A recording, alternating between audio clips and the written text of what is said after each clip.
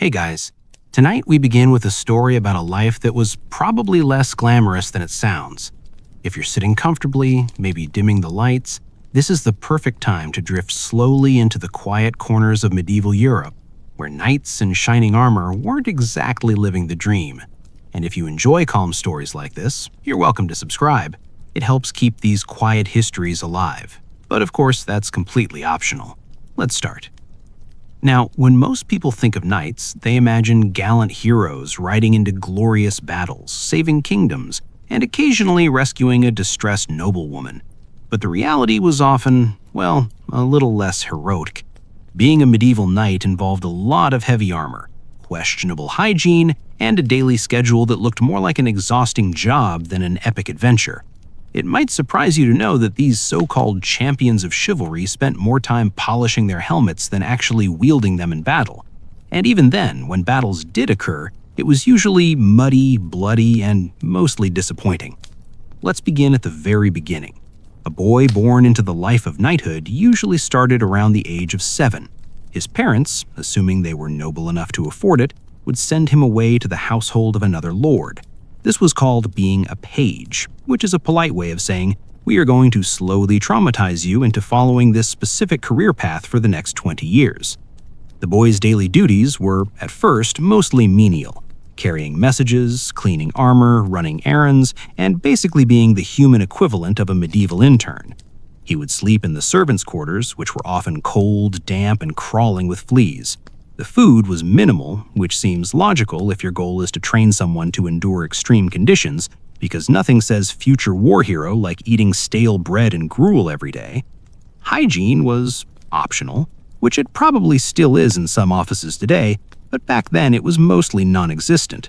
Soap existed, but most lords considered bathing a luxury, so the boy grew up under a slightly pungent cloud, learning to bow, scrape, and absorb endless lectures about honor, loyalty, and most importantly, how to keep your sword clean without cutting yourself. By the age of 14 or 15, the boy graduated from page to squire. This was the stage where things became mildly more dangerous, but not in an exciting way. Squires were assigned to a specific knight and were expected to follow them everywhere. They polished armor, maintained weapons, and carried all the heavy gear into battle, which might sound heroic, but really meant that if the knight tripped and fell, the squire ended up under a pile of chainmail and horse manure. It was a time-consuming apprenticeship where one learned swordsmanship, horsemanship, and the fine art of pretending to understand combat strategy while actually just carrying things. Squires were also expected to learn manners, which mostly consisted of standing quietly while older men shouted at them, bowing at the correct moments, and mastering the skill of looking impressive in armor without actually being useful.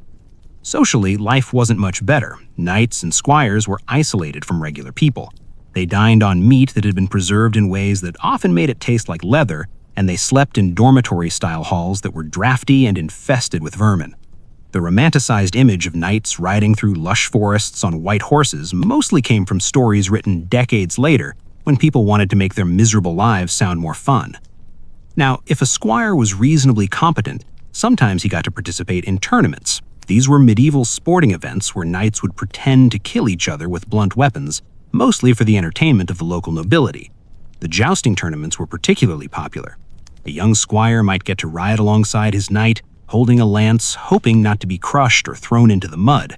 It was supposed to be training, but it mostly functioned as a public demonstration that the knight was wealthy enough to maintain armor and horses, which in the medieval world was more impressive than actually being skilled in combat.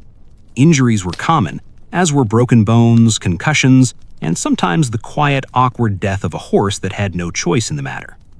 For those who survived the squire years, knighthood finally arrived in the form of a ceremony called being dubbed.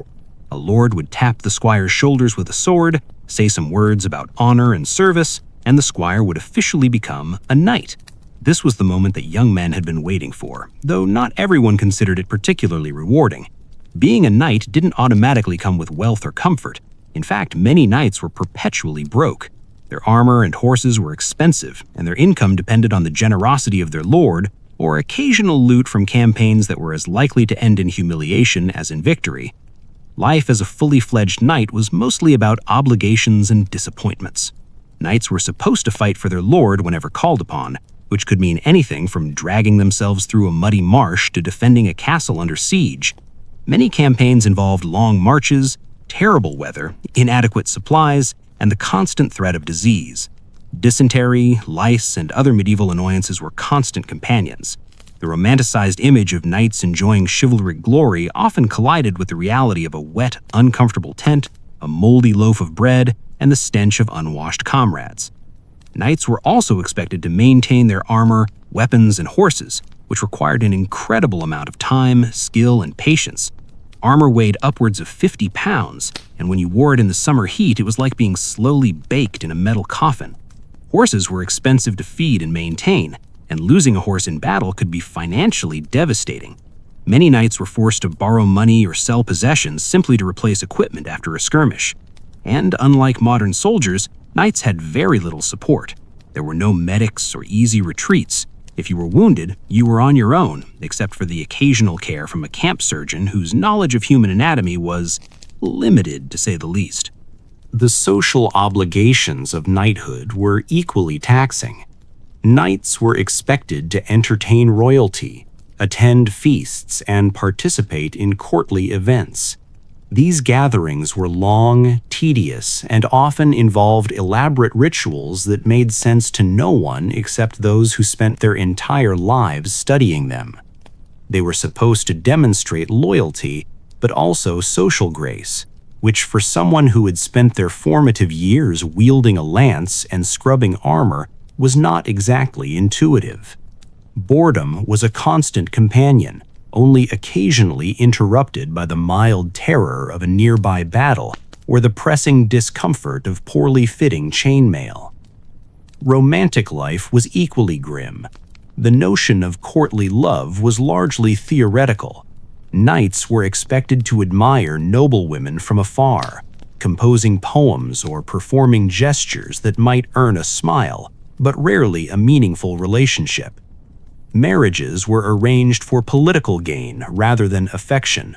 Love and desire were secondary to duty, loyalty, and the occasional hope that you wouldn't get killed by your own liege lord or a surprise raid. If anything, romantic disappointments were compounded by the general exhaustion of carrying around so much armor and constantly worrying about being impaled on a sharpened stake. Food, which might otherwise offer comfort, was often bland or spoiled. Knights ate mostly what they could carry or what their lord provided. Bread, cheese, salted meat, and sometimes fish constituted a typical diet. Vegetables were limited and often unappetizing except in regions where they grew well, which were few and far between. Drinking water was sometimes dangerous, leading to chronic gastrointestinal issues. Alcohol, often weak beer or watered wine, was safer but didn't exactly solve the underlying boredom and exhaustion of life on the road. Sleep, likewise, was scarce and uncomfortable. Knights were expected to sleep in tents or poorly constructed lodgings while on campaign, frequently sharing space with vermin and suffering from back pain due to hard beds or ground mats. Even at home, the sleep was interrupted by obligations to guard, patrol, or attend the Lord's summons. Rest was not a guaranteed luxury, but rather a small reprieve stolen between duties. Let's float over to another aspect of knightly life: travel. Knights were expected to move wherever their lord required. This meant long marches across uneven terrain, often in inclement weather with minimal supplies. Roads were poor and travel was slow. Horses were both companions and burdens, needing rest, feed, and careful handling. Marching could be exhausting, morale was low, and many knights found themselves longing for the relative calm of their own estates if they were fortunate enough to have them. In times of war, the realities worsened. Sieges were slow and miserable affairs. Knights might spend days or weeks camped outside a castle, enduring rain, cold, and mud while supplies dwindled. Attacking a fortified position was dangerous, and successful battles were rare and usually Pyrrhic. Even victorious knights returned home battered, muddy, and often financially ruined. Injuries were common, and survival was as much luck as skill. The romantic idea of knights storming a castle on a white horse while everyone else cheered is mostly a fiction created centuries later to gloss over the grinding, monotonous horror of medieval warfare. Honor, a knight's supposed guiding principle, often clashed with reality. Promises, oaths, and codes of conduct sounded noble in theory, but in practice, survival and the favor of one's lord were more important. Knighthood was less about idealistic heroism and more about endurance, obligation, and occasionally avoiding the embarrassment of being trampled by a horse during a training exercise. By the way, many knights suffered from chronic health issues due to their lifestyle. Repeated injuries, malnutrition, poor hygiene, and overexertion took a toll. Some developed lameness, chronic pain, or infections that could linger for years. Mental health was rarely addressed. The monotony of training, combined with the constant pressure to perform in battle or at court, could lead to irritability, depression, and general dissatisfaction. Yet knights were expected to present a stoic face at all times, which often meant quietly suffering while everyone else assumed they were living the high life. Now that we've gently settled into the basics of a knight's life, let's continue drifting through the day-to-day experiences that made this vocation as exhausting as it was monotonous. By the time a knight had fully earned his title, the bulk of his life was spent traveling, training, and pretending that endless muddy marches were somehow romantic. Travel, in the medieval sense, was rarely pleasant. Roads were little more than dirt paths, often rutted and muddied by rain or overuse. Bridges were scarce, and fording rivers could be a slow, wet ordeal. Knights were expected to arrive at a battlefield or tournament on schedule, regardless of the terrain, weather, or condition of their horses. Sometimes a quick campaign could take weeks or months to reach the intended location. Along the way, they endured rain, cold, and sunburn in equal measure. A horse that stumbled or spooked could send a knight flying, which was inconvenient, but of course only added to the charm of the job. Feeding oneself while traveling was another challenge. Knights carried provisions when possible, but much of the time they relied on local inns, which were inconsistent at best. A typical meal might consist of stale bread, boiled meat, and water that was only slightly dangerous to drink. Fresh vegetables were rare, and fruit was a luxury. Some knights learned to tolerate the taste of heavily salted meat, which preserved it for travel but did little for digestion. The combination of poor diet and physical exertion made many knights perpetually tired, occasionally nauseated, and somewhat cranky, though they were expected to maintain a stoic appearance. Tournaments were a highlight, or at least a temporary distraction from the monotony of long marches. They were designed to showcase skill, impress the nobility, and occasionally resolve disputes without outright killing anyone. However, tournaments were still dangerous and exhausting. Knights would joust for hours in heavy armor, often in the heat of summer, while spectators watched politely from stands that sometimes leaked or collapsed. Injuries were common, ranging from broken fingers to concussions, and the horses were often more injured than the humans, though the knights were expected to care for them as if nothing had happened. Losing a tournament could be embarrassing, and winning rarely led to wealth unless one was exceptionally skilled or favored by a generous patron. Battles themselves were even less glamorous. Medieval warfare was less about gallant charges and more about endurance, boredom, and the occasional terrifying moment. Knights might spend days waiting for an enemy to appear, standing in the rain, cold, or sun, while insects, mud, and fatigue slowly drained their spirits. When combat finally did occur, it was rarely neat or elegant. Fighting involved long hours in heavy armor, blunted weapons, and chaotic formations where the risk of being trampled by horses, struck by a poorly aimed lance, or accidentally injured by a fellow knight was high. Victories were often measured in inches gained rather than glory earned. Sieges were particularly tedious. A siege could last weeks or months. Knights would camp outside castle walls, enduring damp conditions, inadequate food, and the psychological strain of waiting.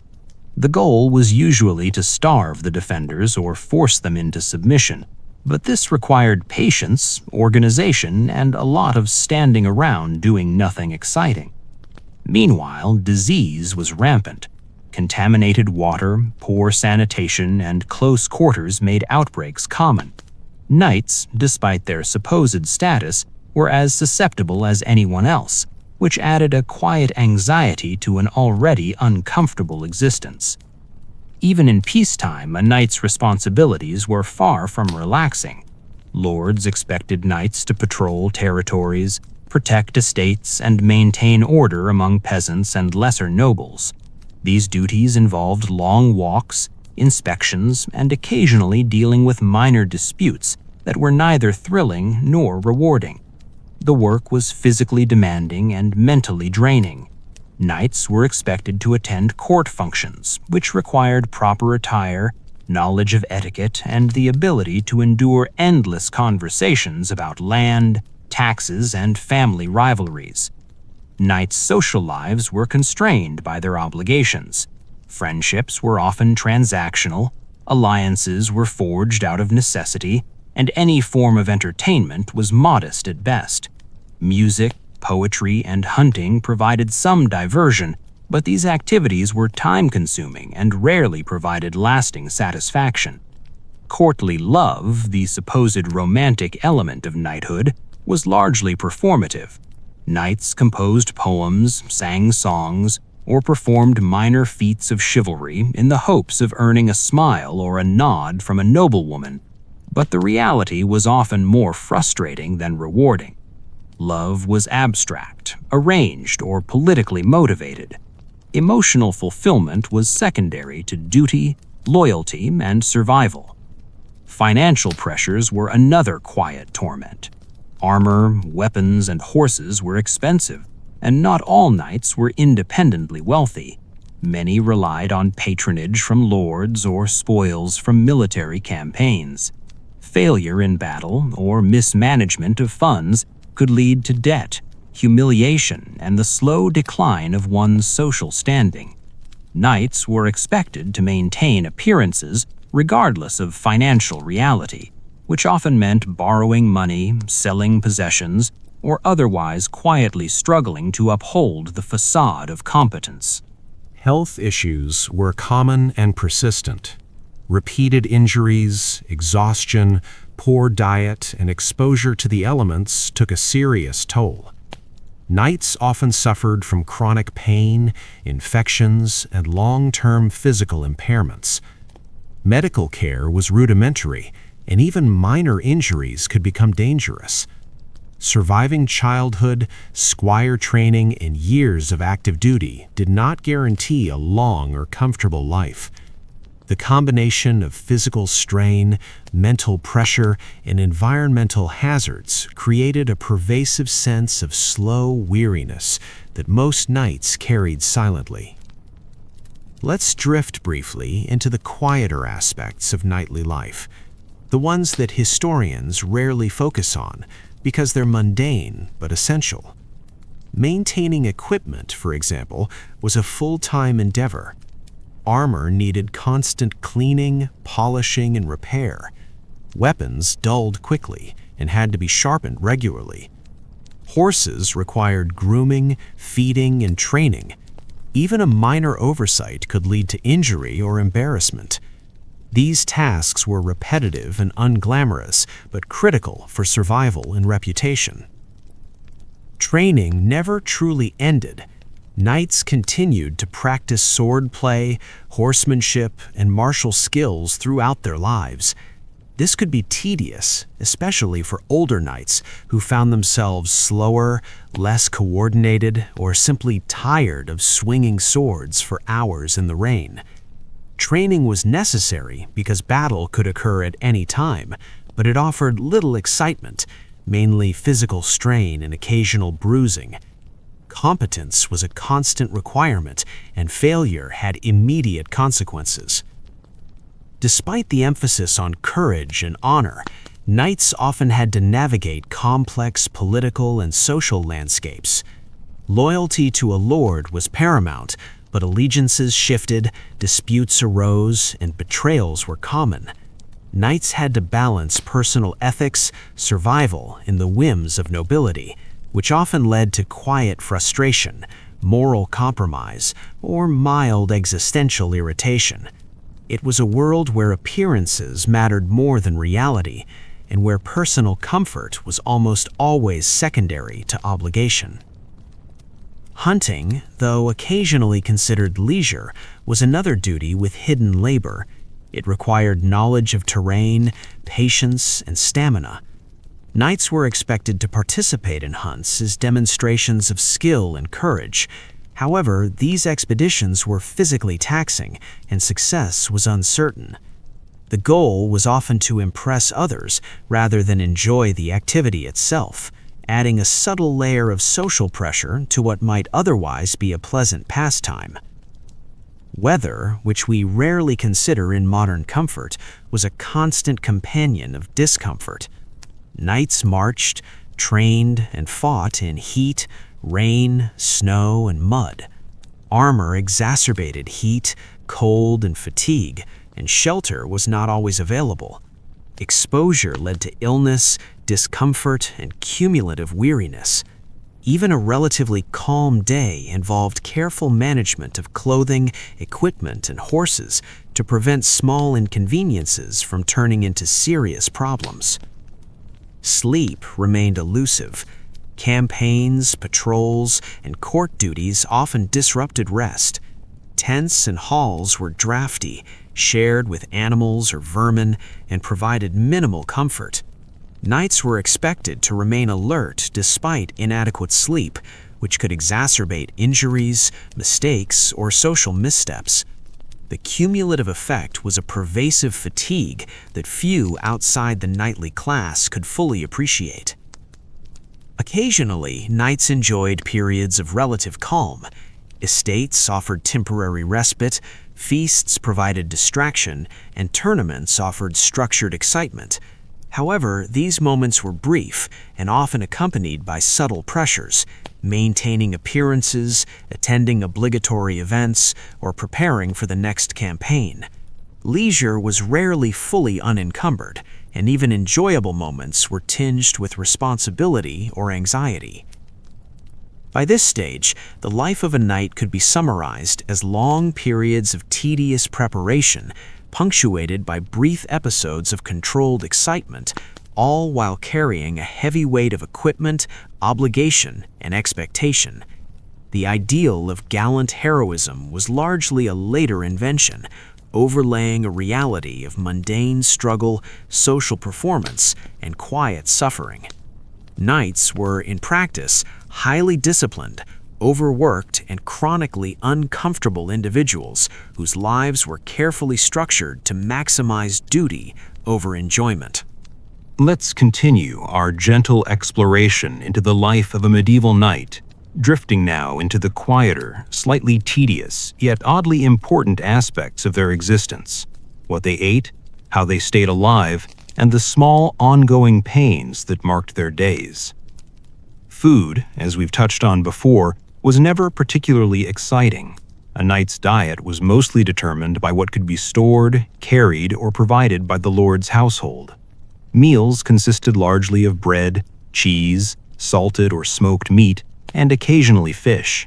Fresh fruit and vegetables were rarer than you might imagine, and often had to be preserved through pickling or drying, which, while effective, did not make for the most appetizing flavors. Knives were used sparingly, mostly to cut meat, and forks, at least the kind we're familiar with today, were virtually unknown. Cooking was usually handled by servants, which spared the knight some labor but did not always guarantee edible results. Spices were expensive and therefore limited to wealthy households. The same bread that was eaten at breakfast might reappear at dinner, slightly harder and a little less appealing. Meals were practical, fuel rather than pleasure, and designed to sustain a physically active body under the constant strain of armor, weapons, and long marches. Water, which we take for granted today, was often unsafe. Wells could be contaminated, rivers were rarely clean, and even small streams could harbor disease. Drinking water might make a knight ill, sometimes mildly, sometimes more seriously. Consequently, ale or weak wine was often safer, though it did little to address hunger or nutritional deficiency. This combination of poor diet and questionable hydration contributed to a general state of fatigue, occasional digestive distress, and the slow erosion of overall health. Health in general was a constant concern. The life of a knight involved repeated physical trauma. Even outside battle, armor caused abrasions, bruises, and strain. Carrying heavy weapons, riding long distances, and standing in tournaments or parades contributed to chronic pain. Injuries from accidents, misjudged jousts, or horse-related mishaps were common, and medical care was rudimentary. A cut could fester, a broken bone might heal crookedly, and infection was a constant low-grade threat. Surviving childhood and squire training did not guarantee a painless adulthood. Knights also dealt with the less obvious consequences of their lifestyle. The combination of limited hygiene, long hours outdoors, and constant travel meant lice, fleas, and other parasites were persistent companions. Skin irritations, boils, and rashes were everyday annoyances. Despite these discomforts, knights were expected to maintain composure, stoicism, and the appearance of competence. Public perception mattered more than personal comfort, which added a quiet layer of psychological stress to the physical demands. Daily routines, while structured, were repetitive and sometimes dull. A knight might begin the day with basic personal care, minimal washing if fortunate, followed by equipment maintenance. Polishing armor, sharpening weapons, and grooming horses occupied a surprising amount of time. These tasks were physically demanding and monotonous, yet critical for survival and reputation. Skipping them could lead to embarrassment, injury, or worse. Even on a day without travel, training, or combat, a knight's schedule left little room for genuine rest. Training itself, which we often imagine as heroic, was more endurance than spectacle. Sword practice, lance drills, archery, and horsemanship occupied hours each day. These exercises maintained competence, but also contributed to chronic exhaustion. Younger knights might enjoy the novelty, but older knights whose joints were sore, backs stiff, and stamina waning often found practice tedious and mildly painful. The goal was readiness at all times, which imposed a continuous, low-grade physical stress on the body. Injuries, of course, were inevitable. Knights frequently suffered cuts, bruises, sprains, and broken bones. Some injuries were accidental, like a lance misfiring or a horse stumbling. Others resulted from minor skirmishes, tournaments, or even simple training mistakes. Treatment was slow and often ineffective. Bandages were reused, herbal remedies were inconsistent, and infections were common. Many knights carried the lingering effects of injuries for years, which subtly shaped their posture, movements, and comfort. Chronic fatigue was another quiet, constant companion. Days began early and ended late, filled with obligations, travel, and maintenance. Meals offered only partial sustenance, and sleep was interrupted by the demands of camp life, patrols, or court duties. Even brief periods of rest were rarely comfortable, often taken on hard benches, wooden floors, or ground mats in drafty halls. The cumulative effect was a slow, steady tiredness that could never be fully relieved, a kind of existential exhaustion wrapped in armor. Psychological strain, though subtle, was pervasive. Knights were expected to uphold ideals of courage, honor, and loyalty, even when life offered little reinforcement. Public perception mattered, and failure could bring shame. Loyalty to a lord could demand personal sacrifice or moral compromise. Competition with peers created constant pressure to excel in training, tournaments, and battle. Even small mistakes could have consequences, which fostered a quiet anxiety underlying the day-to-day routine. Travel, revisited, was a source of mild discomfort more than adventure. Knights were expected to move on command, regardless of weather, terrain, or personal preference. Marching through mud, rain, or heat while carrying heavy gear and managing horses was physically exhausting. Sleep was brief, meals inconsistent, and human minimal. Even successful campaigns did not guarantee comfort or recognition, which meant the effort often felt unrewarding. Horses, indispensable to a knight's role, were both companions and burdens. They required constant care, including feeding, grooming, and training. Loss of a horse in battle or accident could be catastrophic, forcing knights to borrow, rent, or purchase replacements at great personal expense.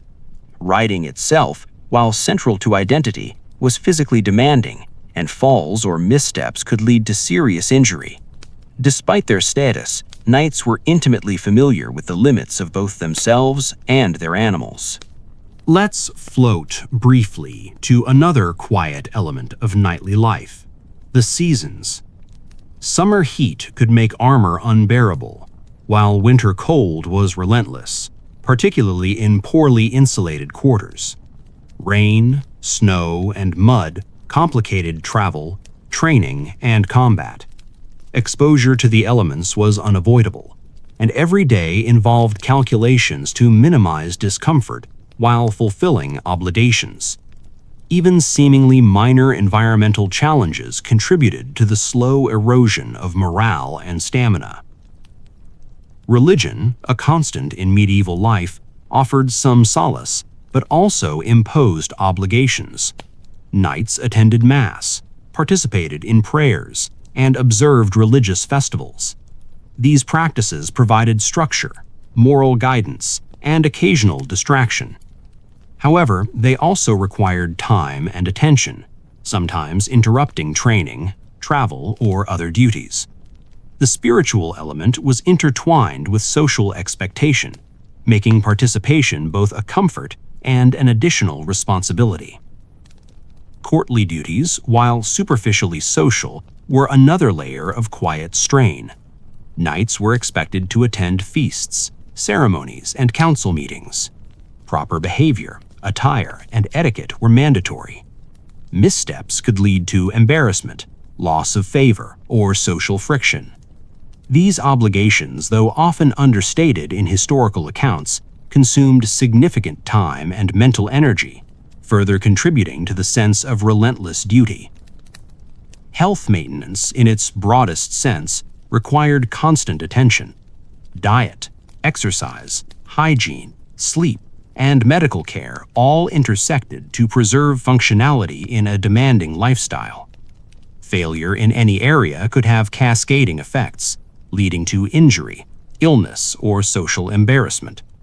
Knights were, in a sense, on perpetual self-maintenance schedules, balancing multiple stressors with minimal modern support or resources. Mental endurance was as important as physical stamina.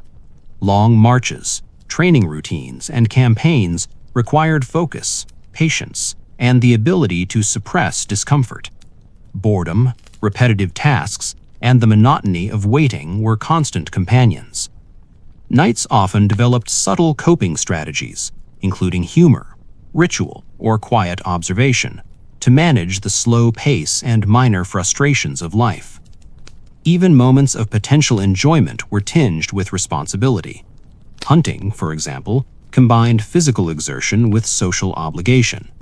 Tournaments provided competition, but also public scrutiny. Meals offered sustenance, but not always pleasure. Knights lived in a constant balance between duty and distraction, striving for survival and competence, while rarely experiencing complete leisure. Injuries, fatigue, and disease were cumulative. A knight's body carried the evidence of repeated strain, minor trauma, and chronic discomfort.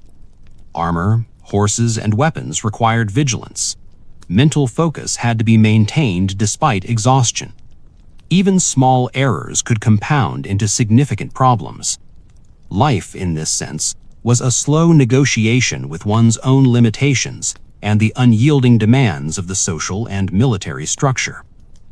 By the end of a typical week, a knight might feel physically tired, mentally drained, and socially obligated, all while maintaining a veneer of competence and nobility.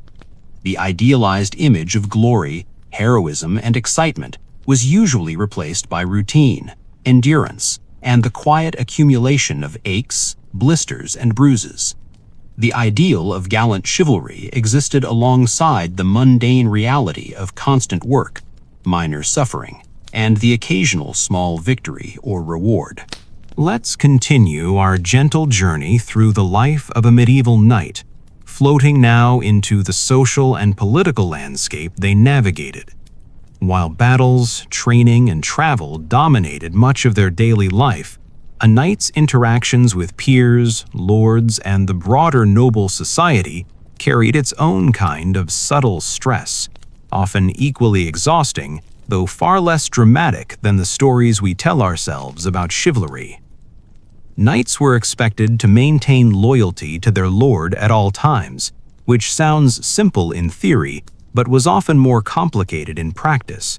Lords were human beings, and humans tend to be inconsistent, petty, or forgetful. A knight might spend years serving a lord with utmost dedication, only to have that loyalty repaid with indifference, criticism, or sudden reassignment. Public perception mattered immensely. A mistake, whether in judgment, social etiquette, or minor military decisions, could tarnish a knight's reputation quietly but permanently. Interpersonal rivalries were common, and although rarely deadly, could be a source of persistent discomfort. Knights competed for favor, land, recognition, and opportunities to demonstrate skill. These competitions were not always physical. Often they were subtle contests of wit, social standing, and obedience. A misplaced comment at court, an awkward bow, or a poorly timed gesture could spark tension that lasted months.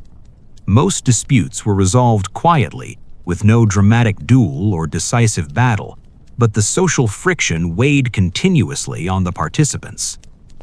Courtly expectations added another layer of pressure. Knights were not only warriors, but also representatives of their lord, expected to embody virtues like honor, courtesy, and bravery, even while dealing with fatigue, hunger, or mild illness. Court life involved elaborate feasts, long ceremonies, and endless etiquette. Each action was scrutinized by peers and superiors alike.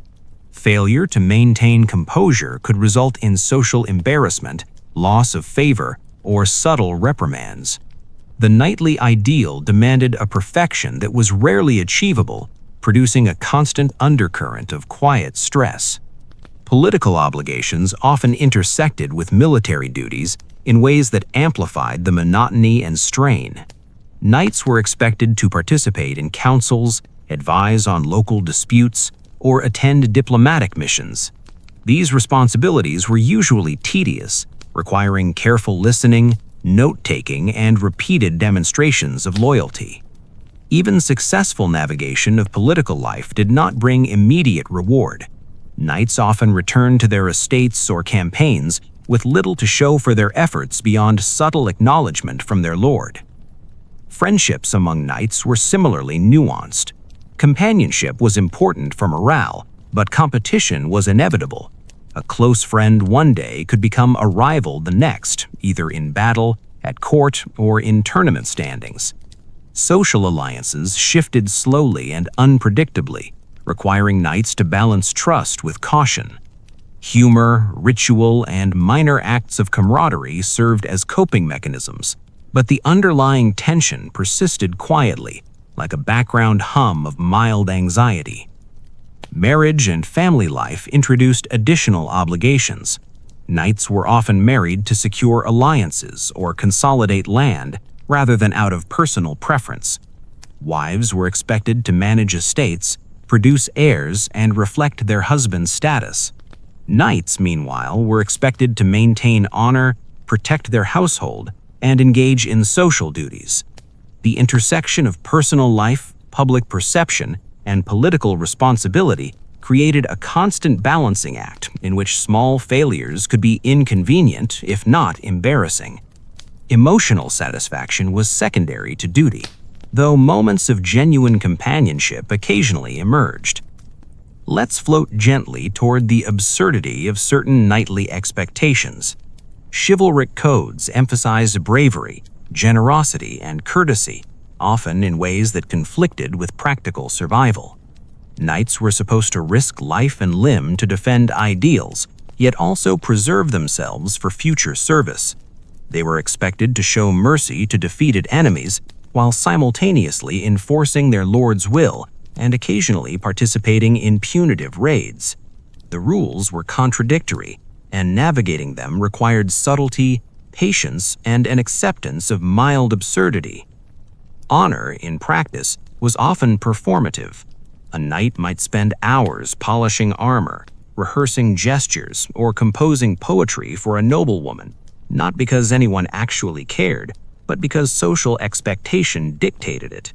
The symbolic weight of these acts was far greater than their practical value.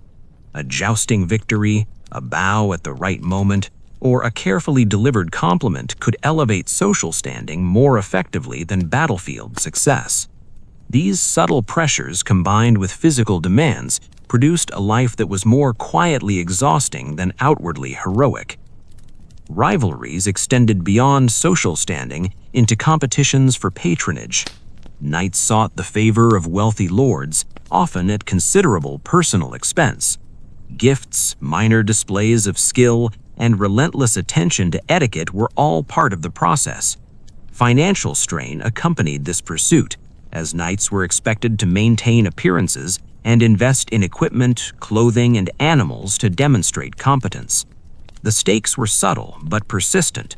A loss of favor could affect assignments, income, and social standing, making even minor missteps significant over time. Feasts, while superficially enjoyable, were another source of mild stress. Knights were expected to observe decorum, eat properly, and participate in conversation. Oversleeping, arriving late, or consuming too much wine could result in embarrassment. Meals were opportunities to demonstrate status and etiquette, but rarely moments of genuine relaxation.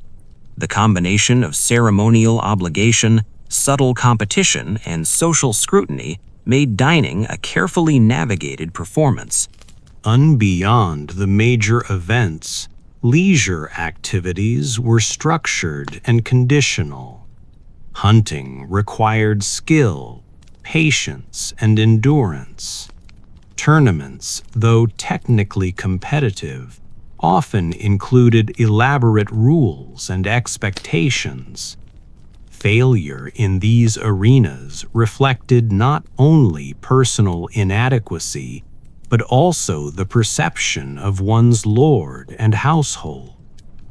Relaxation was rare, and moments of true enjoyment were fleeting, overshadowed by the persistent obligations of duty, reputation, and survival.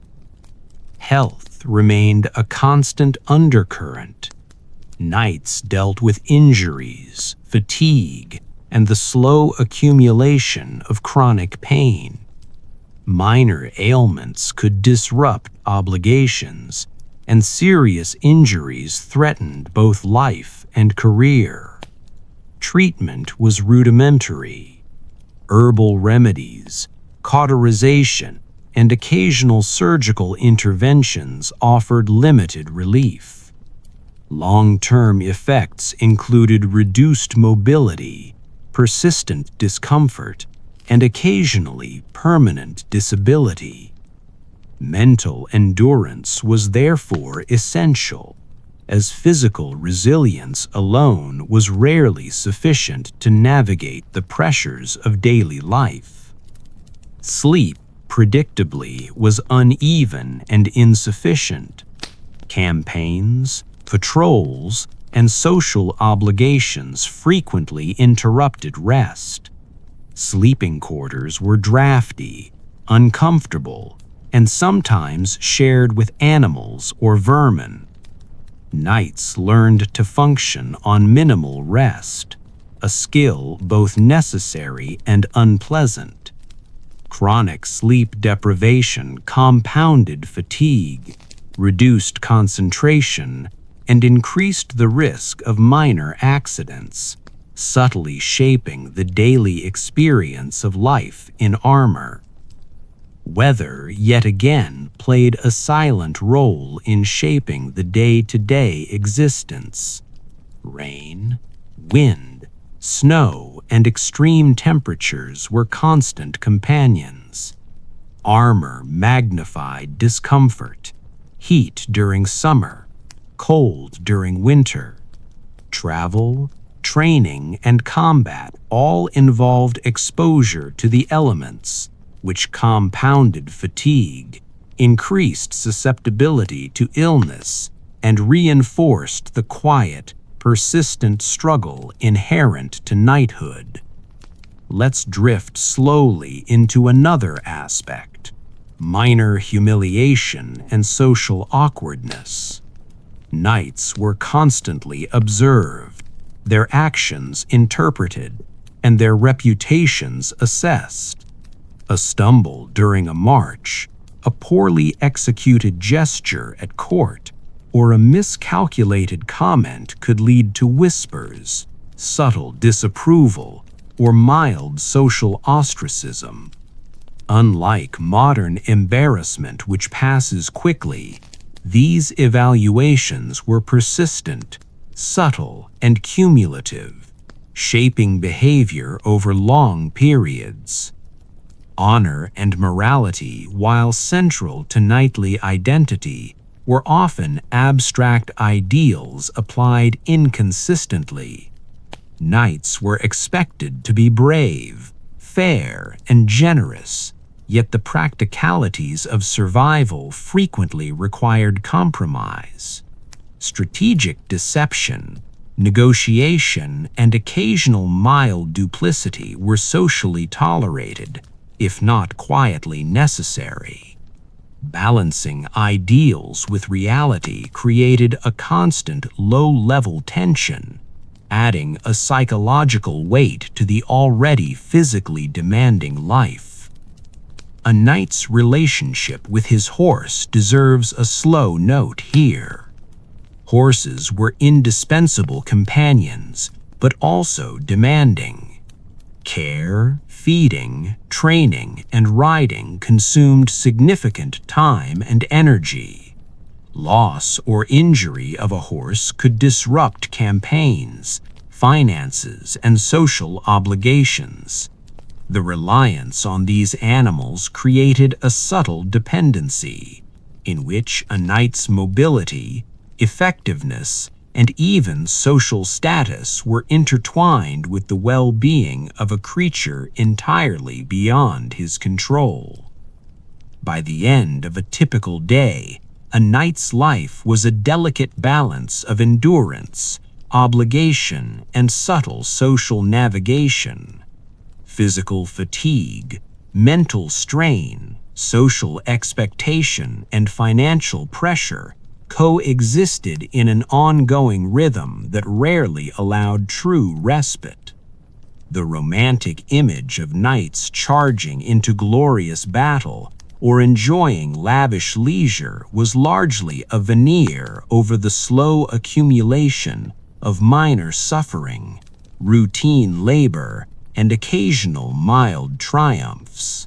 As we drift further into the life of a medieval knight, let's now consider the later stages of this quietly exhausting existence. Even for those fortunate enough to survive childhood training, long campaigns, and endless obligations, the twilight years of knighthood offered their own challenges, subtleties, and small frustrations, none of them particularly dramatic, but all quietly persistent.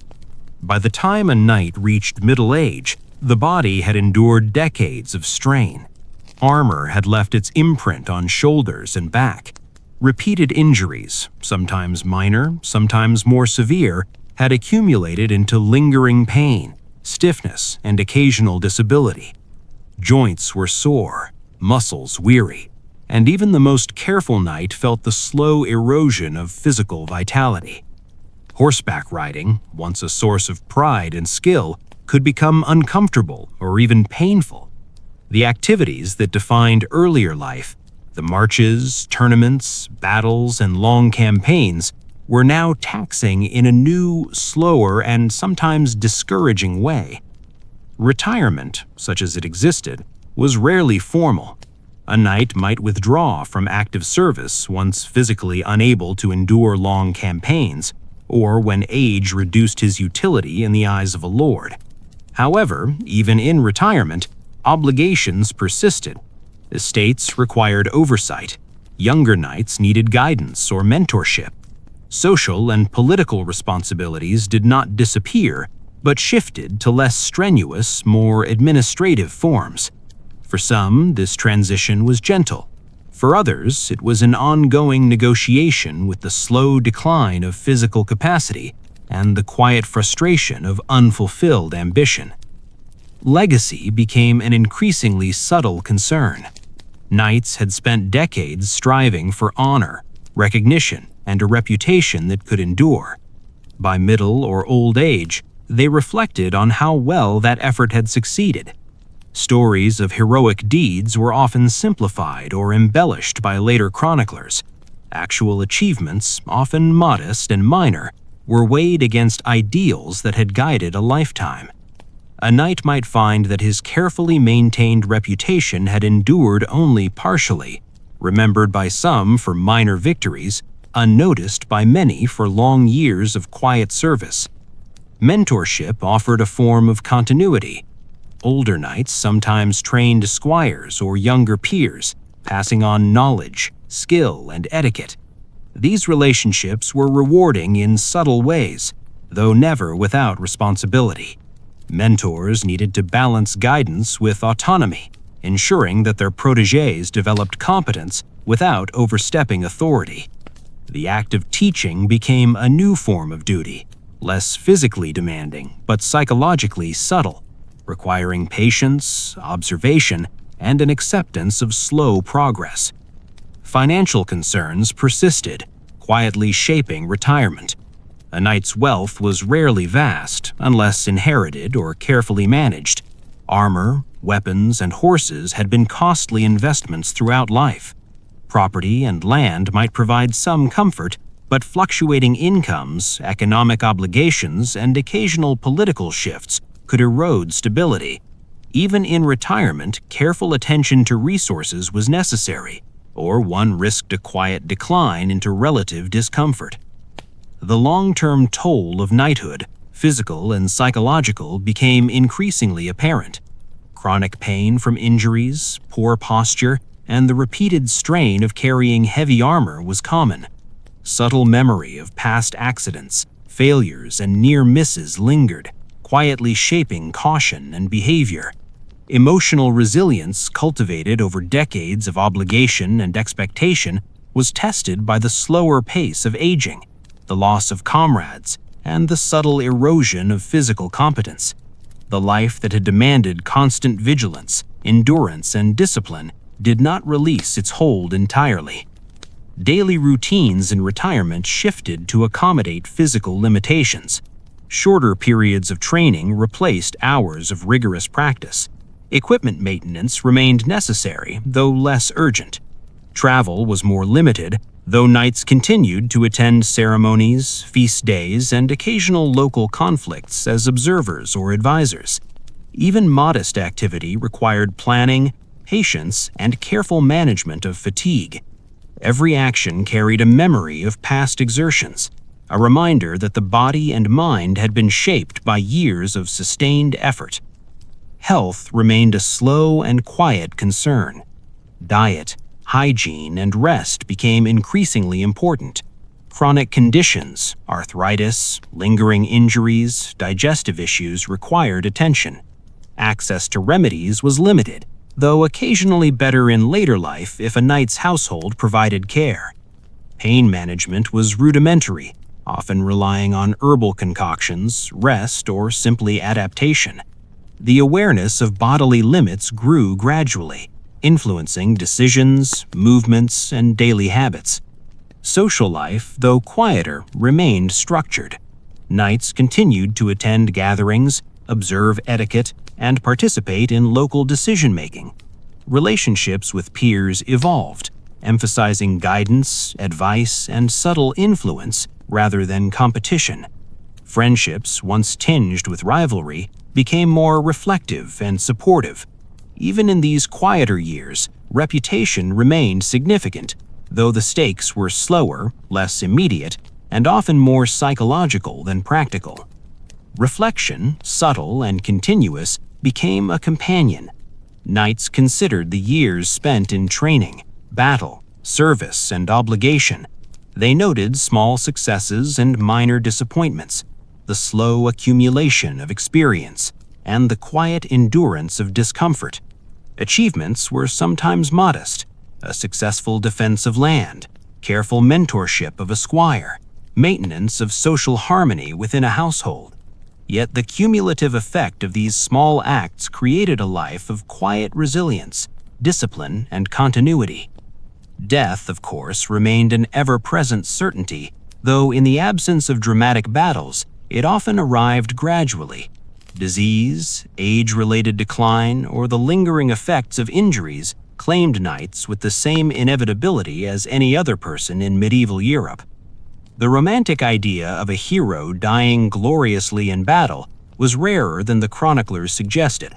Most knights faded quietly, leaving modest estates, subtle social impressions, and the memories of a few comrades, family, or protégés. Their contribution was cumulative, lasting not through spectacle, but through steady, unheralded service. Legacy was recorded, if at all, in small ways. Chronicles might note participation in minor battles, service to a lord, or attendance at tournaments. Heraldry, family records, and the continuity of estates preserved faint traces of their existence. Knights often relied on family, community, and protégés to maintain memory of their service, as their daily life, while disciplined and demanding, rarely produced dramatic fame. Their lives were quiet, steady, and filled with incremental accomplishments rather than sudden heroics. The broader context of knighthood offers perspective on the subtle absurdities and enduring challenges. Despite elaborate ideals of honor, bravery, and chivalry, the practical reality was a life dominated by obligation, repetition, fatigue, and minor discomforts. Moments of recognition, victory, or enjoyment were interspersed with long periods of endurance, quiet frustration, and mundane labor. The romantic notions of gallantry were largely symbolic, applied retrospectively to smooth over decades of work, discomfort, and modest achievement. Even in old age, the life of a knight remained bound by expectation. Honor, loyalty, and reputation continued to guide decisions. Mentorship, estate management, and occasional participation in social or political events occupied attention. Physical limitations shaped every action. Mental resilience, learned over decades, remained essential to navigate subtle challenges, minor embarrassments, and ongoing obligations. The life that began with a page at 7, evolved through squire and knight, and ended in quiet reflection, was long, structured, and demanding in ways both obvious and understated. The psychological footprint of decades of knighthood persisted. Fatigue, subtle anxiety, and habitual vigilance carried into retirement. Social obligations, though reduced, remained. The body, shaped by repeated strain and occasional injury, reminded its owner of every campaign, fall, or tournament misstep. Memory held the accumulation of minor humiliations, achievements, and the quiet endurance of discomfort. Life as a knight was continuous, gradual, and punctuated by small victories rather than grand spectacles. In the final reckoning, knighthood was less about dramatic heroism than continuous adaptation. It required sustained physical effort, mental discipline, social finesse, and the acceptance of small, persistent discomforts. Honor was maintained through consistency, reputation through endurance, and legacy through subtle influence on family, protégés, and community. The life of a knight, as we've gently traced, was a careful navigation of expectation, obligation, and minor suffering, punctuated by the occasional small reward or moment of satisfaction.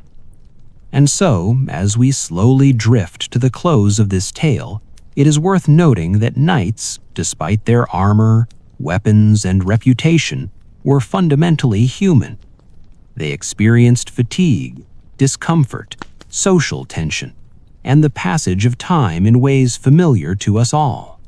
Their lives were structured, demanding, and quietly exhausting, yet filled with the subtle rhythms, small triumphs, and cumulative experience that defined medieval society. The image of the heroic, gallant knight is largely a product of imagination, overlaying centuries of slow, steady, and quietly arduous labor. Tonight, we have wandered through the entirety of a knight's life, from page to squire to knight, and finally to the slow reflection of retirement. We've seen the monotony of training, the discomfort of travel, the subtle stresses of social and political life, the quiet endurance of injury, and the incremental nature of achievement. Knights lived lives that were rigorous, disciplined, and punctuated by minor discomforts more often than by dramatic heroism. Their existence reminds us that even the most romanticized roles in history were often filled with quiet toil, subtle absurdities, and enduring human persistence. So, as you settle deeper into your chair, bed, or blanket, and the lights dim softly around you, consider the medieval knight not as a figure of sudden glory or dramatic battles, but as someone who endured quietly, managed obligations, and navigated life with a mix of physical strain, social expectation, and slow, cumulative accomplishment. Their lives were long, structured, and quietly remarkable, though rarely exciting, which makes them perfectly suited for reflection in the calm, drowsy hours of the evening. As we drift toward the quiet close of our story, let's linger gently on the life of the medieval knight, considering the lessons, patterns, and subtle rhythms that marked decades of service, duty, and quiet endurance. This is a moment to reflect slowly, as if watching the last embers of a fire fade, noticing the small details that often escape attention when we focus only on grand events. Knights, as we've seen, were human beings first and symbols second. They carried heavy armor, endured long campaigns, and navigated the expectations of their lords and society with care, patience, and a fair amount of silent frustration. Their lives were highly structured, measured, and dominated by duty, often leaving little room for spontaneity or comfort. Yet within this structure lay a quiet resilience, a subtle adaptability, and a consistent effort to maintain honor, skill, and social standing. These qualities, though understated, shaped not only the knights themselves, but the societies they served. One of the most striking elements of a knight's life was the slow accumulation of experience. Childhood training as a page, the physically and socially demanding squire years, and decades of knightly service all built upon one another. Each injury, each small embarrassment, each tedious task contributed to a layered understanding of the world, of strategy, of social expectation, and of one's own limits. This accumulation was gradual, often unnoticed, and sometimes only fully appreciated in the quiet years of retirement or reflection. Honor, which so often defines our romanticized image of knights, was a persistent, subtle, and sometimes absurd expectation. It was less about dramatic heroics than continuous small acts of consistency, tending one's armor, caring for horses, fulfilling obligations, maintaining etiquette, and navigating social intricacies.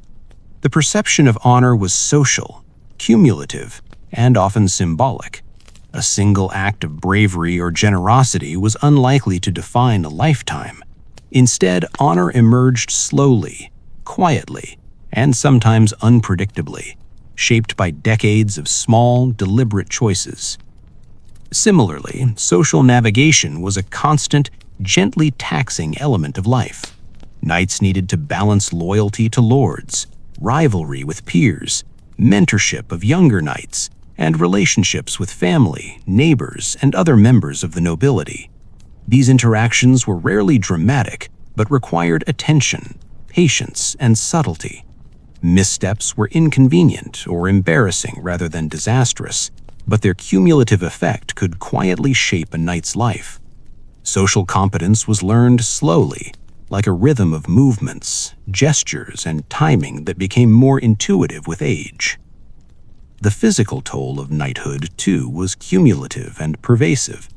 Armor, weapons, long marches, tournaments, and repeated exposure to harsh weather slowly shaped the body. Injuries, both minor and significant, left their traces. Pain, stiffness, and fatigue became almost constant companions, quietly influencing decisions, posture, and activity. Even after campaigns ended and retirement began, the body retained these marks, reminders of decades of labor, endurance, and careful negotiation with personal limits. Diet and daily routine contributed to the rhythm of life in subtle ways. Meals were functional, sustaining energy but rarely exciting. Hygiene, sleep, and health maintenance were never fully satisfying. Yet each small action, polishing armor, sharpening a sword, grooming a horse, created a structure that supported survival and social function. This rhythm, mundane though it may seem, was the backbone of a knight's existence, shaping the experience of years in ways that can only become visible in reflection. Mental endurance, perhaps, was as quietly remarkable as physical resilience. The ability to tolerate monotony, navigate social expectations, manage minor discomforts, and maintain composure under constant minor stress created a kind of slow, ongoing discipline. Knights learned patience, observation, and subtle strategy in both action and interaction. They developed ways to cope with boredom, manage anxiety, and continue functioning effectively despite fatigue, injury, or disappointment. This mental skill was invisible, but it shaped every aspect of their lives. The quiet absurdities of knighthood stand out too. Idealized codes of chivalry often conflicted with survival, practicality, or personal comfort.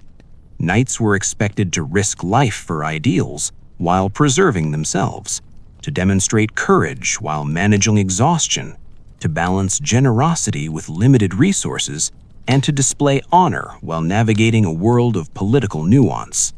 These contradictions were rarely dramatic, but they produced a constant undercurrent of mild stress and gentle irony.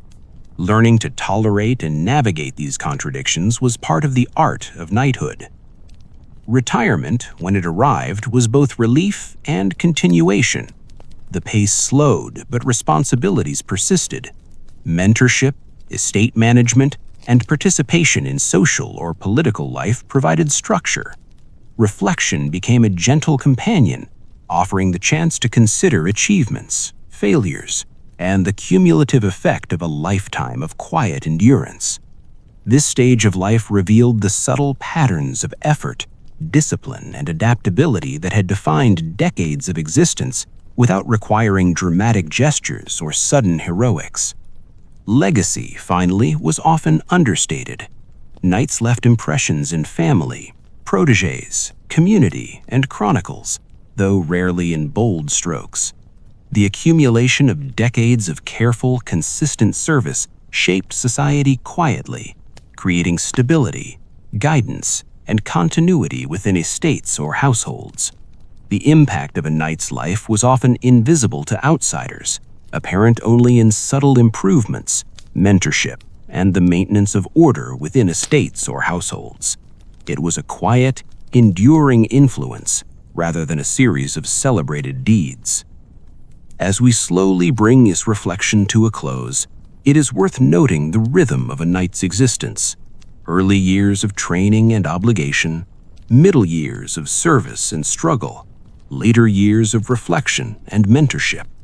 Each phase carried its own challenges, discomforts, and rewards, and all were marked by quiet endurance, repeated effort, and cumulative learning. Even in a life defined by armor, weapons, and expectation, there was a persistent thread of human adaptability and subtle resilience. In the end, a medieval knight was a figure of paradox, romanticized in stories and imagination, yet quietly ordinary in lived experience, resilient and disciplined, yet burdened by expectation, obligation, and fatigue, brave, but mostly in minor, cumulative ways, rather than dramatic bursts, socially adept, yet constantly navigating subtle rivalries and obligations. Their existence was long, structured, and demanding, and yet shaped by small acts, minor triumphs, and quiet endurance. So, as you settle further into the calm of your evening, let yourself imagine this life: the careful polishing of armor, the slow rhythm of marches through mud and rain, the quiet observation of tournaments, the careful balance of duty and social grace. Imagine the steady accumulation of knowledge, skill, and subtle influence carried gently over decades. Let the repetition, endurance, and quiet absurdities of knighthood flow like a slow river, soothing and continuous. And as we leave the medieval knight here, let us remember that life, even when romanticized or idealized, is often a balance of duty, endurance, and quiet resilience. The grand gestures are rare. The small, steady acts define experience. The discomforts, frustrations, and minor successes shape character. The life of a medieval knight, in all its structured monotony, endurance, and subtle triumphs, is a gentle reminder of human persistence, adaptation, and reflection over time. So now, as you drift closer to sleep, imagine the soft clatter of distant armor, the muted hum of a medieval camp, the slow march of time across centuries, and the quiet rhythm of lives shaped by duty, resilience, and subtle achievement. Let the calm, measured pattern of these experiences carry you gently into rest, leaving behind the pressures, excitement, and noise of the day, and allowing the slow, hypnotic cadence of history to soothe your mind. And with that, the life of a medieval knight, from page to squire, from battle to reflection, finds its gentle resting place. The story ends not with glory, fanfare, or dramatic flourish, but with quiet endurance, measured reflection, and the subtle satisfaction of a life fully, if quietly, lived. Umbriel, after retirement or the slow winding down of active duty, a knight's life continued to hum with quiet activity. The rhythms of the day remained familiar: grooming a horse in the soft light of morning, checking a piece of armor for wear, or walking slowly across the estate to inspect small repairs. These small acts, repetitive though they might be, carried their own subtle satisfaction, like the gentle repetition of a song whose tune has been remembered for decades. Knights often spent mornings in contemplation, walking through gardens, pastures, or nearby woods. The sounds of nature, birds, rustling leaves, distant livestock were constant companions. These quiet hours allowed reflection on years gone by, on minor victories and on the slow accumulation of skill and knowledge. Knights observed subtle changes in the environment, the bend of a branch, the behavior of a horse, or the shifting light through clouds.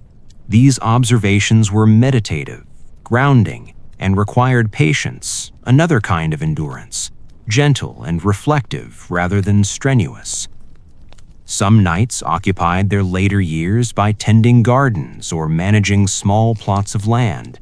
This might seem mundane compared to battlefield exploits, yet there was quiet satisfaction in observing growth, noticing changes in soil and plants, and understanding cycles of nature. The act of planting, nurturing, and harvesting mirrored the rhythm of life itself, steady, measured, and continuous.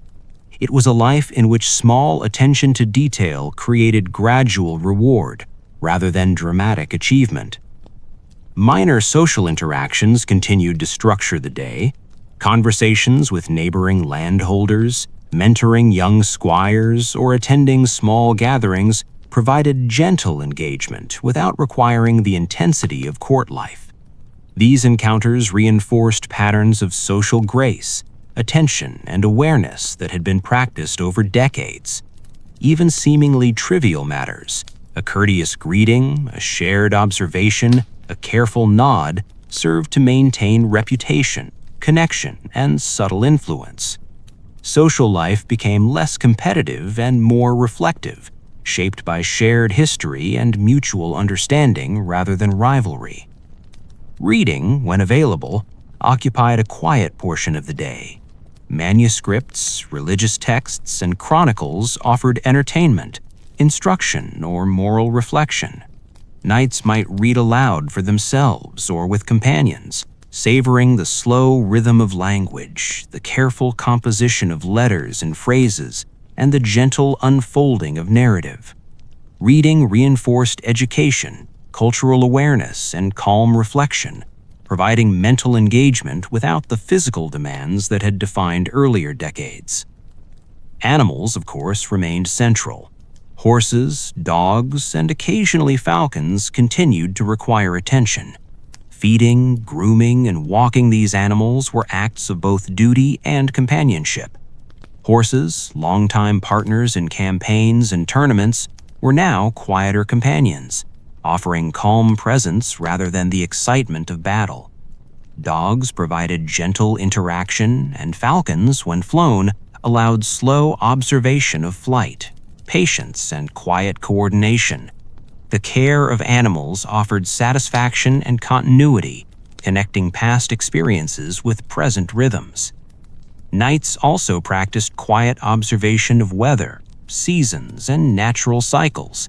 The changing patterns of light, temperature, and growth reminded them of the impermanence of discomfort, the inevitability of change, and the subtle beauty of routine. Rain falling softly on a roof, frost forming on a morning meadow, or clouds drifting lazily across the sky were moments that allowed reflection, patience, and a slow appreciation of continuity. Even minor discomforts such as cold or damp became part of a larger rhythm of existence, acknowledged and endured rather than urgently confronted. Memory became an essential companion. Knights recalled campaigns, training exercises, tournaments, and battles, but often not with dramatic intensity. Instead, memories arrived gently as quiet impressions: the weight of armor on a damp morning, the clatter of hooves across stone, the slight sting of minor injury, or the laughter of a squire practicing awkward maneuvers. These recollections were neither triumphant nor sorrowful. They were soft, rhythmic, and continuous, forming a mental landscape that reinforced a lifetime of subtle experience. Small routines persisted. Checking on supplies, arranging a workspace, or polishing a helmet became meditative tasks. Even repetitive labor offered satisfaction through rhythm, continuity, and visible effect. A polished surface, a repaired saddle, or a well-organized chest of weapons provided gentle reward, confirming competence and careful attention. These tasks required focus, patience, and the quiet discipline that had been cultivated over decades. Evenings were often marked by observation, conversation, or quiet reflection. The fading light offered a natural pause in activity. Nights might watch shadows lengthen across their halls, listen to the wind through trees, or simply sit with a companion, horse or dog nearby. These hours were slower, quieter, and more contemplative than the demanding routines of earlier life, yet they continued to reinforce patterns of awareness, patience, and careful observation. Nights often maintained a sense of modest ritual. Small acts, arranging a sword, straightening armor, or performing minor prayers, structured the day and provided continuity. These rituals were gentle, repetitive, and predictable, offering psychological comfort and reinforcing a sense of order. Even after decades of rigorous activity, the repetition itself became soothing, forming a slow, continuous rhythm that eased both body and mind. Friendship, mentorship, and companionship took on new forms. Nights shared stories, advice, or observation with younger peers or family members. Conversations emphasized careful attention, reflection, and measured humor. Rivalry was rare. Instead, companionship became a gentle exchange of wisdom, memory, and support. These interactions reinforced continuity, social harmony, and the quiet legacy of experience. Daily life was punctuated by subtle observation of skill, nature, and craft. Nights noticed horses' behavior, the condition of leather, the angle of a sunbeam, or the texture of wood. Small adjustments, like repairing a saddle or arranging equipment, offered tangible reward. Observation and care became central to existence, a slow practice of mindfulness long before the word existed, connecting mind, body, and environment in quiet coordination. Even minor discomforts, once significant, became soft background notes. A stiff joint, a small ache, or lingering soreness were acknowledged without urgency. Nights had learned to tolerate discomfort, integrate it into daily routine, and maintain composure. These persistent low-grade sensations became part of the rhythm of life, subtle reminders of endurance, adaptation, and continuity. Reflection extended to personal history. Nights considered the arcs of their own lives, early training, campaigns, tournaments, and social obligations. Achievements were often small and cumulative rather than dramatic, yet the pattern formed a coherent narrative. Failure and embarrassment were remembered with gentle detachment as lessons or markers rather than urgent regrets. The passage of time was acknowledged quietly, with patience, observation, and acceptance. Finally, the life of a night seen in these quiet, extended years becomes almost meditative. Repetition, observation, and care structure the day. Attention to detail, responsibility, and social grace reinforce continuity.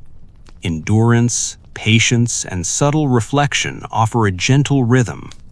Even in retirement, the patterns of knighthood, small acts of competence, attention to duty, and measured interaction remain, forming a life of steady, quiet persistence.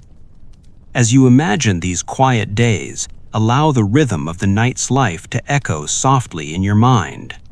Picture the careful maintenance of armor, the gentle grooming of a horse, the slow march of seasons across fields and forests.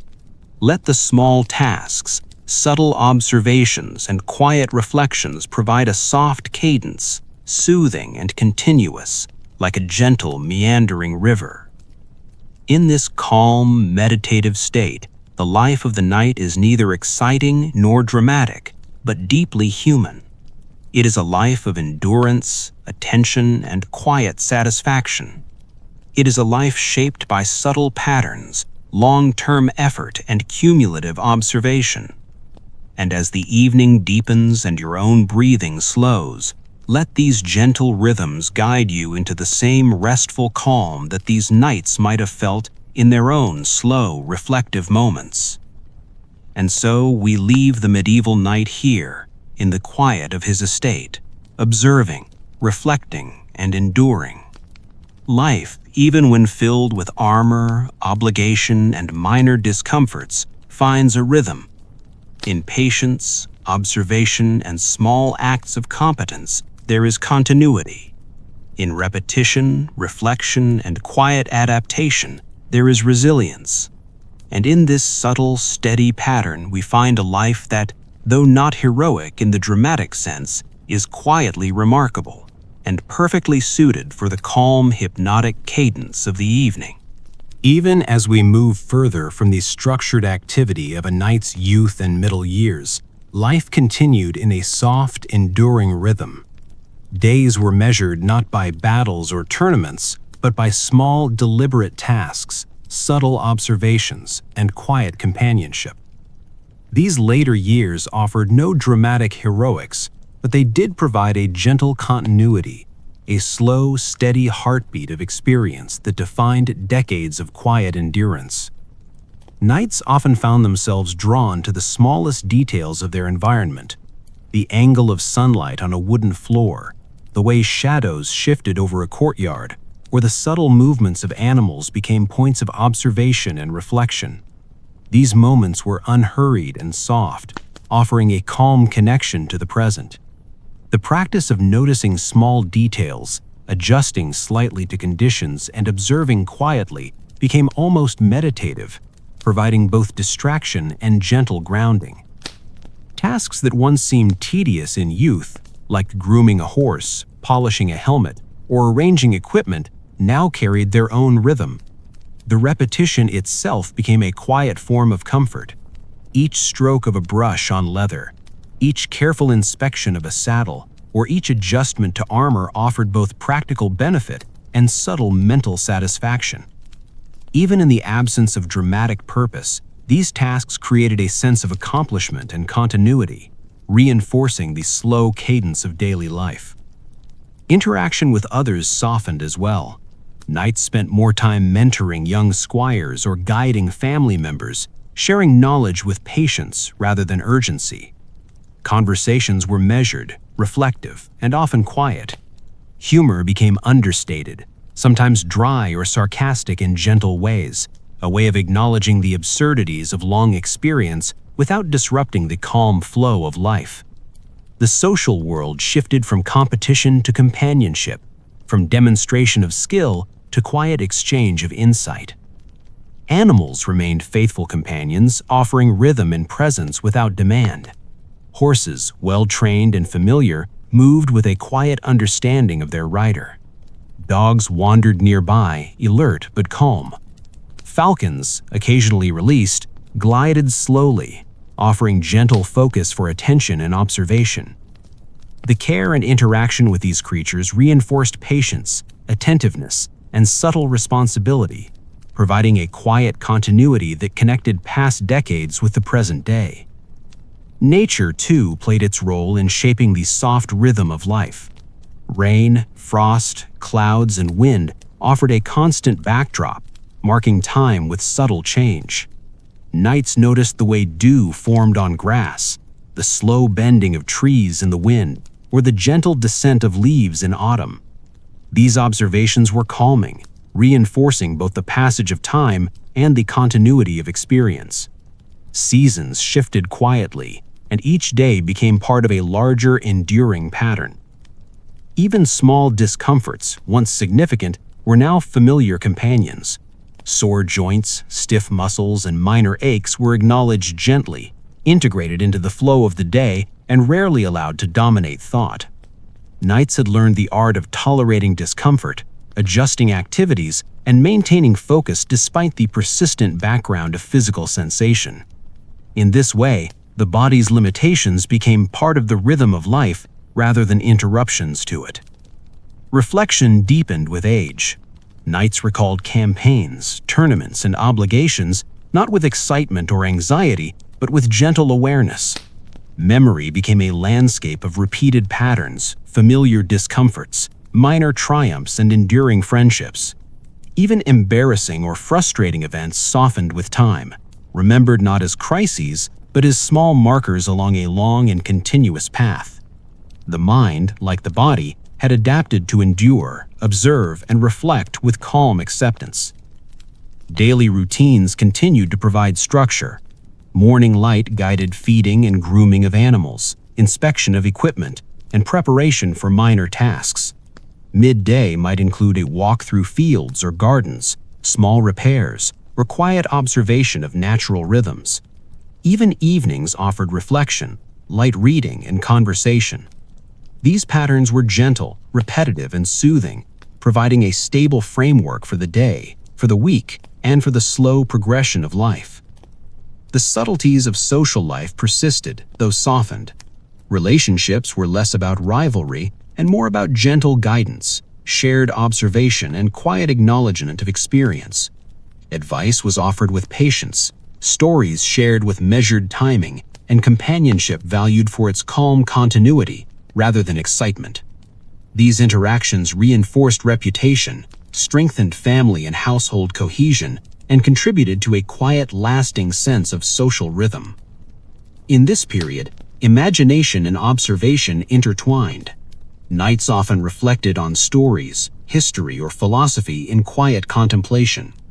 Even simple observation, the way a horse moved, the way light shifted through a window, or the subtle sound of wind across fields, became an opportunity for reflection, patience, and calm focus. These moments were unhurried, continuous, and entirely internal, reinforcing a meditative rhythm that matched the quiet progression of time. Nights also maintained small rituals, subtle acts that structured the day and offered psychological comfort. Checking armor, arranging weapons, or reviewing documents became meditative practices. Prayer or reflection, quiet and unobtrusive, provided a sense of continuity and grounding. Even minor attention to detail, polishing a buckle, grooming a horse, aligning a table, offered small satisfaction, reinforcing the slow, deliberate pattern of life. Memory and reflection intertwined with the passage of time. Nights recalled decades of service, noting the cumulative effect of effort, observation, and endurance. Early lessons learned as pages and squires, patience, attention to detail, and social awareness remained relevant, now expressed in slower, quieter, and more deliberate ways. Each day reinforced continuity, subtly linking the present to the past and preparing the mind for gentle acceptance of the ongoing rhythm of life. Even the smallest observations carried significance. The rustle of leaves, the distant sound of a stream, the slow adjustment of a horse's gait, or the shifting of light across a hall, all provided markers of time, subtle cues to the continuity of existence, and gentle anchors for attention. These small rhythms were calming, almost hypnotic, reinforcing the meditative quality of daily life. Evening gradually settled, bringing soft shadows, muted colors, and quiet sounds. Nights might sit in a quiet room, in the presence of family, a companion animal, or simply their own thoughts. The day's tasks were complete, observation continued, and reflection deepened. Moments of calm were uninterrupted, allowing gentle appreciation of continuity, endurance, and subtle achievement. Each day concluded not with drama, but with the steady satisfaction of patterns completed, obligations fulfilled, and awareness maintained. As the night deepened, quiet contemplation dominated.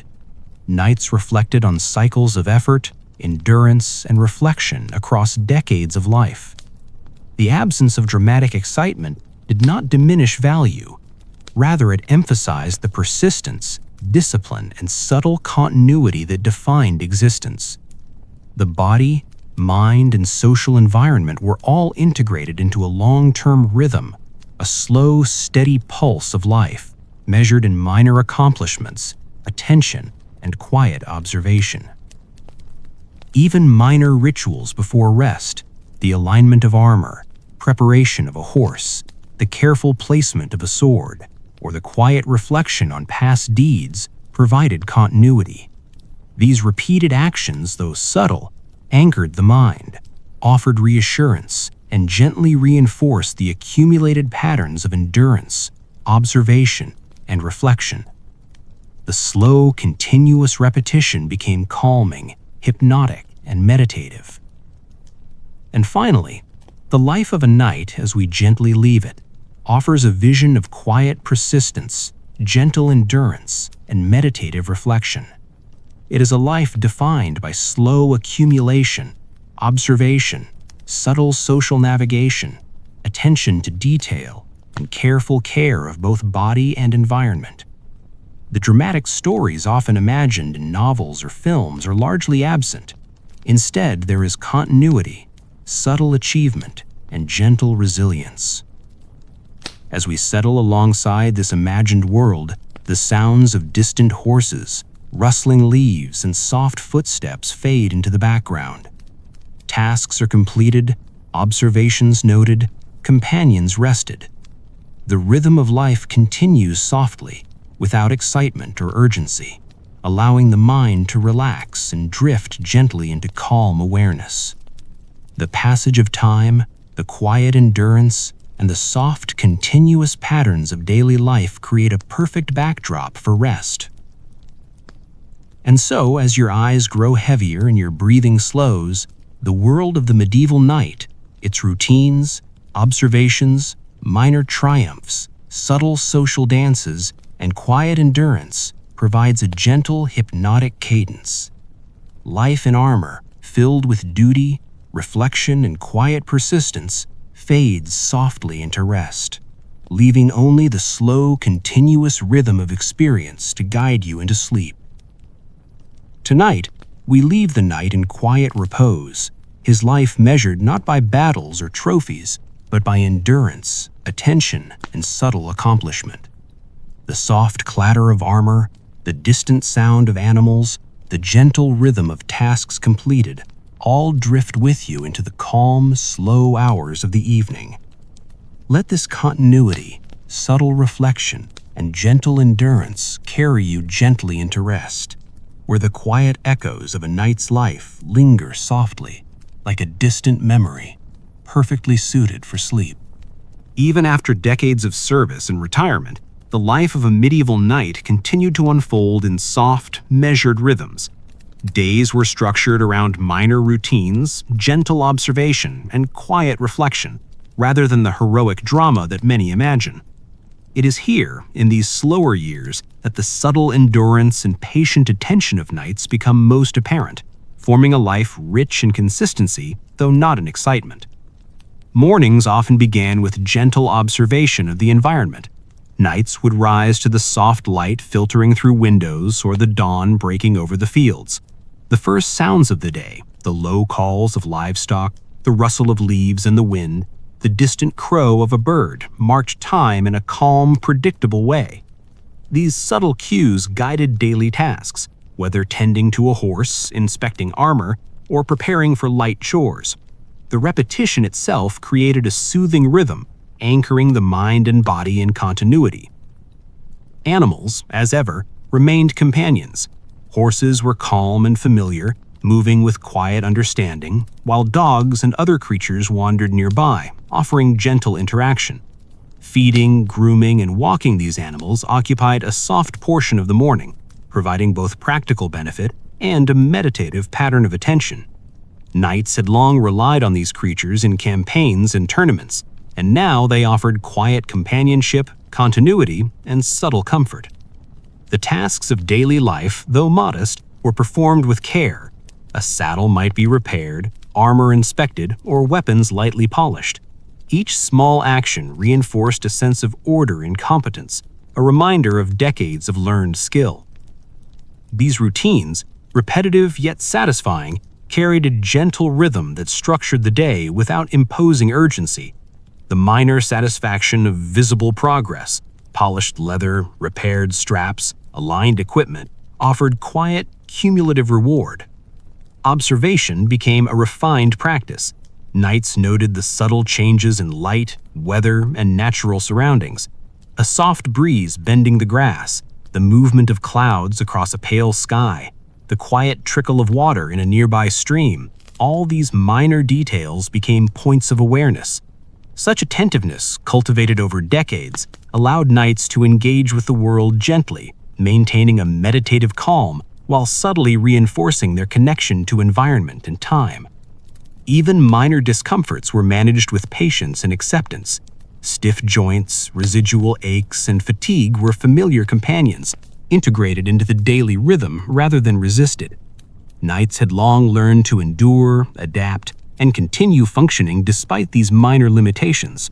This slow adaptation created a quiet resilience, calm awareness of the body's state, and a subtle harmony between effort and rest.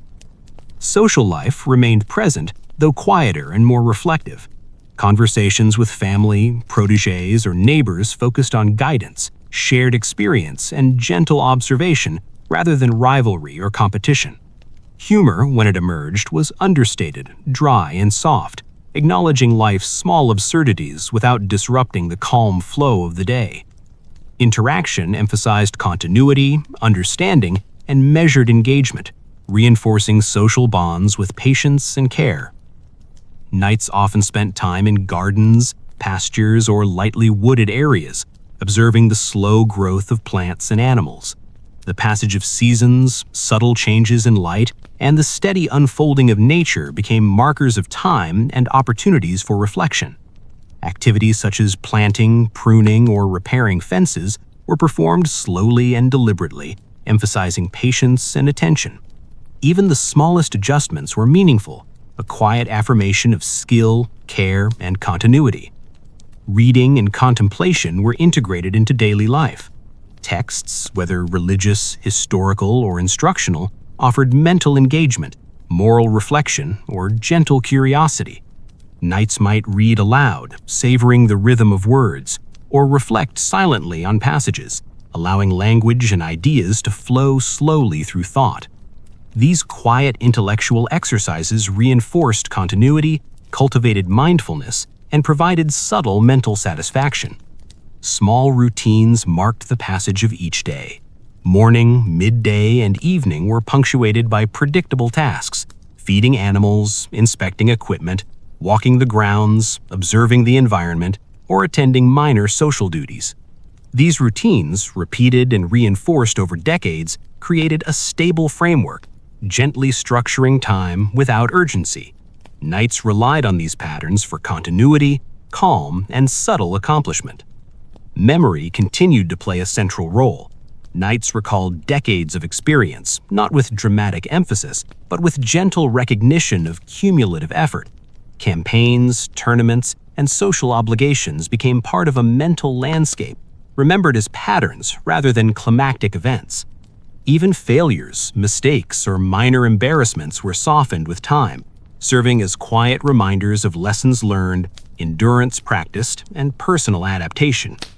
Mentorship remained a quiet responsibility.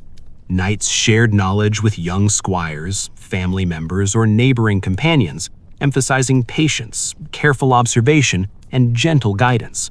Instruction was slow and deliberate, punctuated by subtle humor, illustrative stories, and hands-on demonstration. Through teaching, older knights extended their influence, maintained social continuity, and passed on lessons not only of skill, but of endurance, observation, and quiet reflection. Even the smallest observations carried significance. The rustle of leaves, the distant sound of a stream, the slow adjustment of a horse's gait, or the shifting of light across a hall, all provided markers of time, subtle cues to the continuity of existence, and gentle anchors for attention. These small rhythms were calming, almost hypnotic, reinforcing the meditative quality of daily life. Evening gradually settled, bringing soft shadows, muted colors, and quiet sounds. Knights might sit in a quiet room in the presence of family, a companion animal, or simply their own thoughts. The day's tasks were complete. observation continued and reflection deepened. Moments of calm were uninterrupted, allowing gentle appreciation of continuity, endurance, and subtle achievement. Each day concluded not with drama, but with the steady satisfaction of patterns completed, obligations fulfilled, and awareness maintained. As the night deepened, quiet contemplation dominated. Nights reflected on cycles of effort, endurance, and reflection across decades of life. The absence of dramatic excitement did not diminish value. Rather, it emphasized the persistence, discipline, and subtle continuity that defined existence. The body, mind, and social environment were all integrated into a long-term rhythm, a slow, steady pulse of life, measured in minor accomplishments, attention, and quiet observation.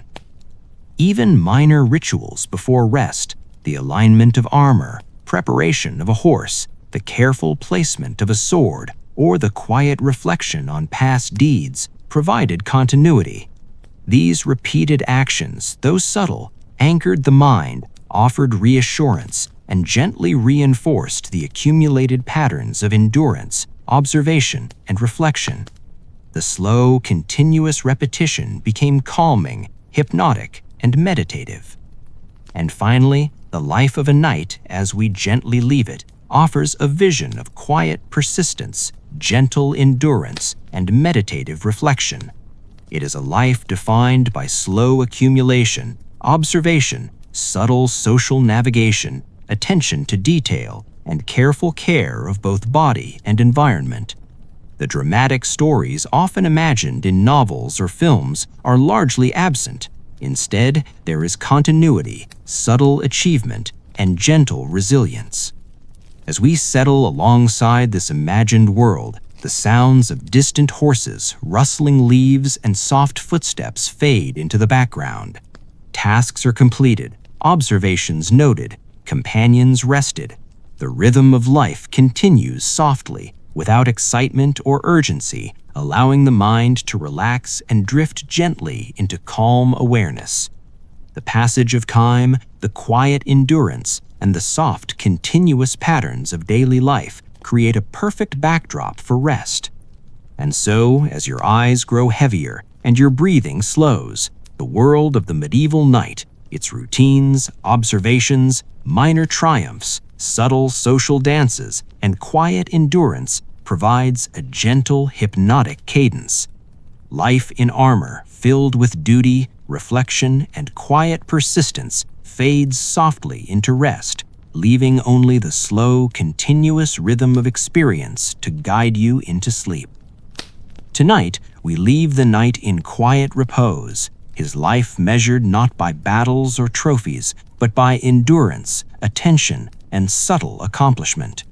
The soft clatter of armor, the distant sound of animals, the gentle rhythm of tasks completed, all drift with you into the calm, slow hours of the evening.